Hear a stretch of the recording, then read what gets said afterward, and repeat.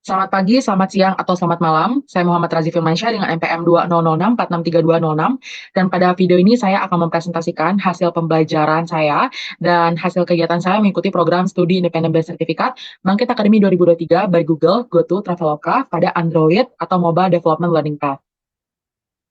Pada presentasi ini saya akan membaginya menjadi 6 subtopik, yaitu tentang program, kemudian modul pembelajaran pada program, kemudian capstone project, kemudian ada relevansi dengan perkuliahan Fasilkom, kemudian lesson learned, dan yang terakhir adalah saran. Yang pertama adalah tentang program. Pertama, saya akan membahas mengenai tentang Bangkit Academy. Jadi, Bangkit Academy adalah sebuah program studi independen bersertifikat berupa career readiness program di mana pesertanya akan dibekali hard skill, soft skill, dan English skill untuk menjadi seorang talenta industri teknologi yang cakap dan profesional sesuai dengan learning path yang mereka pilih. Jadi, Bangkit sendiri dipimpin oleh Google dan didukung oleh GoTo, Traveloka, dan Tech Foundation. Dan karena merupakan program studi independen bersertifikat, Bangkit berada di bawah naungan Kemendikbudristek. Dan kemudian untuk learning path yang bisa dipilih oleh peserta sendiri ada tiga, yaitu machine learning, mobile development, dan cloud computing. Di mana selain materi-materi yang berkaitan dengan learning path tersebut, mereka juga akan diberikan pembelajaran English skill dan juga soft skill. Untuk saya mengambil learning path Android atau mobile development, di mana learning path ini mempelajari pengembangan aplikasi Android menggunakan bahasa Kotlin dengan berbagai library Android. Dan untuk mobile development learning path sendiri ini, kami menggunakan tools utamanya adalah Android Studio. Nah, pembelajarannya itu mencakup 4 bagian utama, yaitu 455 jam sesi pembelajaran mandiri secara daring, self-paced learning, di mana untuk mobile development itu menggunakan platform decoding. Kemudian untuk yang kedua adalah 129 jam sesi sinkronus secara daring.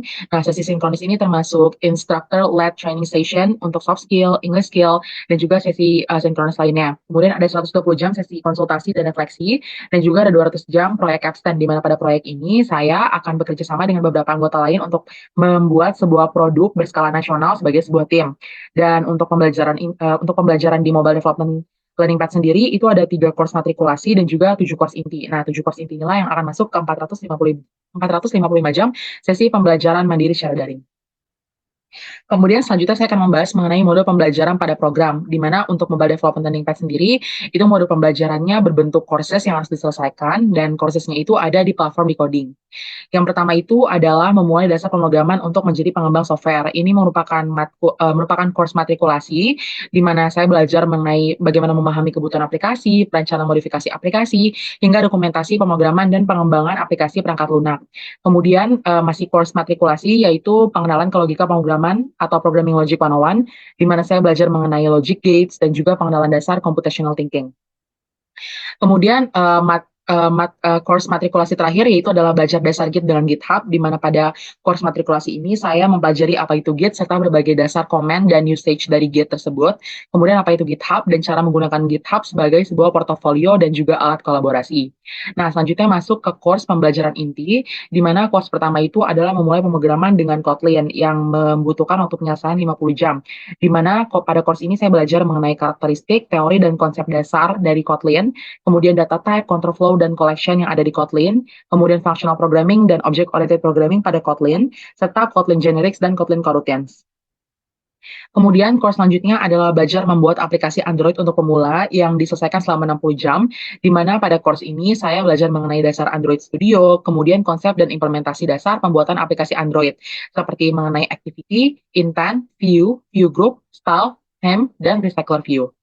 Kemudian course selanjutnya adalah belajar fundamental aplikasi Android yang diselesaikan selama 140 jam, di mana pada course ini saya mempelajari konsep dan implementasi aspek fundamental pembuatan aplikasi Android, yaitu seperti fragment, navigation, background type and networking, Android architecture component, testing, local data persistent, dan background task and scheduler.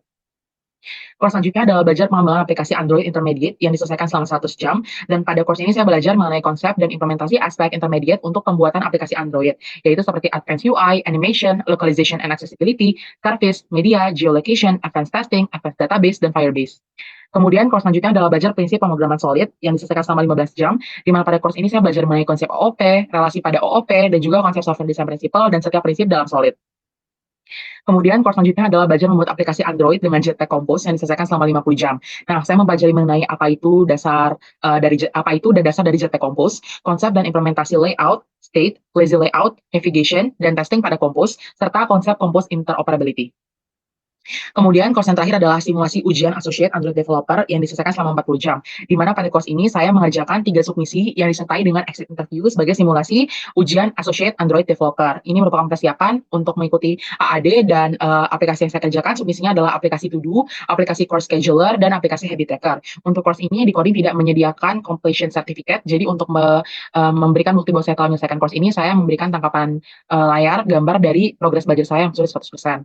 Dan di sini sebagai tambahan saya juga memberikan tangkapan layar dari dashboard Bangkit profil saya, di mana terlihat untuk course progress saya sudah menyelesaikan semua course, semuanya sudah 100% dan juga terlihat bahwa saya mendapatkan poin tambahan dari Bangkit reward yaitu karena sudah menyelesaikan semua kelas mandatori, kelas yang wajib sebelum masa capstone period. Kemudian selanjutnya saya akan membahas mengenai capstone project saya yaitu Robocook. Jadi untuk kelompok saya yaitu kelompok CH2PS024, kelompok kami membuat Robocook, di mana Robocook itu adalah sebuah aplikasi personalized food recipe recommender yang berbasis AI. Nah, awal mula dari aplikasi ini itu adalah karena pada saat ini variasi makanan itu sudah sangat berekspansi sehingga banyak orang yang bingung ingin makan atau memasak apa. Nah, fitur utama dari aplikasi ini itu adalah For You page, Create New Recipe, Fusion, dan juga I'm Feeling Toasty. Dan untuk custom project ini sendiri, kami membuat aplikasi Android, yaitu Robocook, di mana saya akan membuat aplikasi Android tersebut dengan menggunakan API service dari Cloud Computing Cohort dan juga model yang sudah dibuat oleh para machine learning cohort. Nah, metodologi yang digunakan itu kami menggunakan Waterfall Development Model Methodology, di mana saya melakukan 5 step menggunakan metodologi ini. Yang pertama, saya mendefinisikan requirement yang dibutuhkan dari aplikasi tersebut, seperti bagaimana spesifikasi tiap fitur dan sebagainya. Kemudian step yang kedua adalah mendesain aplikasi baik secara logical maupun secara interface. Nah, desain interface ini seperti desain layout yang akan diimplementasikan, sedangkan secara logical itu seperti bagaimana flow aplikasi atau sistem akan bekerja. Kemudian yang ketiga, saya melakukan implementasi kode, di mana implementasi kode ini saya mengerjakan fitur yang menjadi tanggung jawab saya menggunakan bahasa pemrograman Kotlin dan tools Android Studio. Dan yang keempat itu saya melakukan verifikasi aplikasi yang sudah dihasilkan, di mana saya melakukan checking apakah semua fitur berjalan seperti seharusnya sesuai dengan yang telah didefinisikan pada tahap requirement definition di awal. Nah, yang tadi itu saya melakukan maintenance dan update jika dibutuhkan. Nah, salah satu contoh case ini adalah ketika aplikasi di tengah jalan setelah sudah selesai itu sempat ada sedikit blank karena ternyata ada perubahan respons dari tim cloud computing. Nah, itu artinya code-nya perlu saya update dan itu adalah contoh case dari tahap 5 ini. Untuk teknologi yang digunakan sendiri, yang pertama ada Kotlin sebagai bahasa pemrograman utama dari pengembangan aplikasi yang saya buat. Kemudian ada Android Library yang digunakan untuk pengembangan aplikasi ini. Ada banyak Android Library yang digunakan seperti Retrofit untuk menggunakan service dari API, kemudian Glide untuk meload gambar dari cloud storage, kemudian ada library data store dan Room untuk penyimpanan data aplikasi secara lokal dan masih banyak lagi. Kemudian saya juga menggunakan Figma ya, kelompok saya menggunakan Figma untuk proses desain aplikasi yang akan diimplementasikan, kemudian juga menggunakan Postman yang digunakan untuk debugging dan juga untuk membantu proses development yang berhubungan dengan API response, kemudian menggunakan Android Studio sebagai tools utama dalam pengembangan aplikasi, dan juga GitHub untuk version control dan alat untuk kolaborasi pengembangan aplikasi. Kemudian untuk pembagian kerja dari mobile development sendiri, untuk kelompok ini karena pada kelompok saya terdapat 2 anggota mobile development, kami membagi tasnya menjadi PIC-nya saya dan teman saya. Nah, untuk tugas yang saya kerjakan, saya mengerjakan welcome activity, authentication yang termasuk register, login dan logout, for you page, detail recipe, add recipe to favorite, favorite recipe page, dan juga ini awalnya bukan merupakan bagian dari tanggung jawab saya, tapi kemudian saya membantu anggota mobile development lain untuk mengerjakan fitur fusion, search recipe, dan add new recipe. Nah, pada welcome activity saya mengerjakan welcome activity, di mana activity ini tuh menjadi dasar dari landing page untuk pengguna yang belum login. Jadi nanti akan tersedia tombol login dan register. Nah, welcome activity ini tuh nanti yang akan digunakan juga nih untuk fitur-fitur lain kalau seandainya ternyata usernya belum login. Kemudian saya mengerjakan fitur authentication, seperti yang pertama saya membuat data class yang akan menyimpan berbagai response dari API seperti login response, login result, register response, digital result, dan juga saya membuat data store atau penyimpanan data aplikasi secara lokal untuk menyimpan data pengguna seperti token pengguna dari API dan sebagainya. Nah, itu juga menggunakan desain model yang saya buat. Kemudian saya membuat API service-nya untuk mendapatkan si API untuk login dan juga untuk register, dan juga saya mengimplementasikan login activity, login view model, register activity, dan register view model yang memungkinkan activity dari login dan register untuk dilakukan. Kemudian untuk for you page, saya membuat data class dulu seperti for you page response, page meta, recipe list, dan juga saya mengerjakan for you page activity, for you page model, dan juga for you page view model, dan juga recipe adapter yang akan berfungsi untuk memastikan si for you page fitur ini dapat berjalan. Saya juga membuat, penyimpanan aplikasi lokal, yaitu membuat database, room database untuk resepi dan juga untuk, remote keys karena kami akan menggunakan, pager agar dapat membuat content for you page terlihat seperti unlimited. Jadi saya membuat yang resepi dan juga untuk remote keys.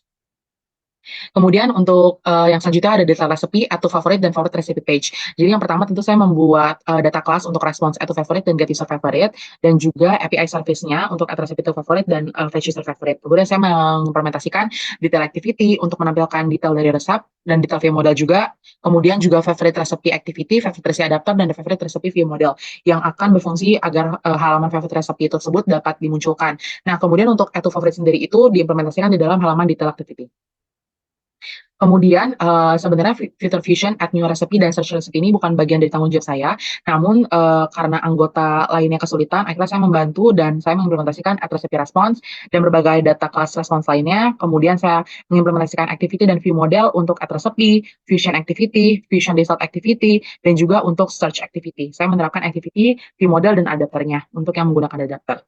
Dan kemudian selanjutnya, mengenai kendala pengerjaan dan solusi yang saya terapkan, pertama kendala yang saya temukan adalah pada beberapa fitur implementasi kodenya itu sudah benar, tapi aplikasinya blank, tidak menunjukkan hasil. Nah, ternyata itu karena API responsnya tidak match yang dibuat oleh, tim cloud computing tidak sesuai dengan yang ada di API contract. Jadi saya menggunakan Postman untuk debugging, men-track responsnya untuk menyelesaikan masalah ini. Nah, masalah kedua itu adalah anggota MD lainnya yang mengalami kesulitan menyelesaikan fitur, padahal waktunya sudah sedikit lagi untuk dikumpulkan. Akhirnya saya bantu solusinya saya membantu dia untuk mengerjakan fitur-fitur yang belum rampung tersebut. Ini adalah hasil pengerjaan deliverable-nya, yaitu ada landing page dan ada tombol login dan register yang akan melanjut ke halaman register dan login. Kemudian dari gambar yang paling kiri itu ada for you page, kemudian detail recipe page yang ada tombol add to favorite, kemudian favorite page favorite recipe page yang menunjukkan semua resipi favorit milik pengguna, dan juga yang paling kanan itu adalah contoh hasil dari fitur I'm feeling toasty yang akan menghasilkan resep secara acak atau random. Nah, kemudian ada fitur search, di mana fitur search ini tuh dia dapat mencari resepi berdasarkan keyword yang dimasukkan.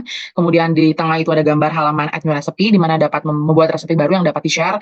Hanya perlu memasukkan nama resepinya, ingredient, dan step, dan juga bisa memasukkan gambar baik dari kamera atau galeri. Dan juga yang di paling kanan itu adalah fitur Vision yang merupakan fitur AI dari aplikasi ini, di mana user dapat memilih dua resepi favorit pilihan mereka, dan kemudian AI akan memberikan rekomendasi dari dua resepi tersebut. Kemudian relevansi dengan mata kuliah Fasilkom, menurut saya kegiatan dan pembelajaran yang saya lakukan pada program itu sangat relevan karena relevan dengan capaian pembelajaran lulusan Fasilkom dan capaian pembelajaran lulusan sarjana ilmu komputer. Nah, itu karena pembelajaran yang dilakukan itu membantu saya mendapatkan kemampuan untuk mengembangkan software berskala besar seperti yang sudah saya lakukan pada Capstone Project dengan penggunaan teknologi software terkini dan juga prinsip software quality assurance. Dan juga materi pembelajaran yang saya dapatkan dan lakukan itu relevan dengan peminatan rekayasa perangkat lunak yang ada di Fasilkom. Jadi menurut saya sih program ini sangat relevan dengan mata kuliah Fasilkom. Kemudian lesson learn yang saya dapatkan dari program ini yang pertama penggunaan bahasa Kotlin baik untuk mobile development maupun non mobile development. Karena kan pada course yang memulai programming Kotlin itu sebenarnya tidak spesifik untuk mobile development. Jadi saya juga mendapatkan pembelajaran Kotlin untuk yang penggunaan non mobile development. Kemudian saya belajar mengenai konsep, aspek, komponen, dan teknik yang diimplementasikan untuk pengembangan aplikasi Android hingga tingkat intermediate dan bahkan juga untuk menggunakan dengan Jetpack Compose. Kemudian saya juga mendapat exposure dan insight dari real industry expert dari training session yang saya ikuti. Kemudian juga English skill dan soft skills yang mendukung kecakapan saya di lingkungan profesional. Kemudian saran yang ingin saya berikan, yang pertama untuk mitra adalah untuk mengubah komposisi jumlah anggota kelompok Capstone untuk mobile development dan machine learning. Menurut saya untuk machine learning bisa dikurangi satu dan mobile development bisa ditambahkan satu, karena saya rasa task dari mobile development sendiri itu cukup banyak dan rumit. Kemudian yang kedua masih untuk mitra, yaitu untuk mengubah bentuk penilaian kontribusi untuk anggota kelompok menjadi numerical scoring. Jadi misalnya 0 sampai 100 dibandingkan hanya berdasarkan kriteria apakah aktif atau tidak. Kemudian saran selanjutnya untuk fakultas, di mana saya menyarankan melakukan sosialisasi dan alur administrasi yang terpisah lebih awal untuk Bangkit Akademi daripada program studi independen lainnya. Karena Bangkit Akademi sendiri itu membuka program pendaftaran lebih awal daripada studi independen pada umumnya. Yang keempat, saran untuk calon peserta Bangkit, yaitu untuk mengatur strategi pembelajaran sejak awal untuk menghindari tertinggal schedule pembelajaran. Karena pembelajaran secara self-paced learning dan online akan sangat mudah untuk tertinggal atau left out. Jadi menurut saya harus mengatur strategi dari awal supaya tidak tertinggal. Sekian presentasi saya untuk hasil pembelajaran kegiatan saya mengikuti program studi PNM bersertifikat Bangkit Akademi 2023 ini di Mobile Development atau Android Learning Path. Terima kasih.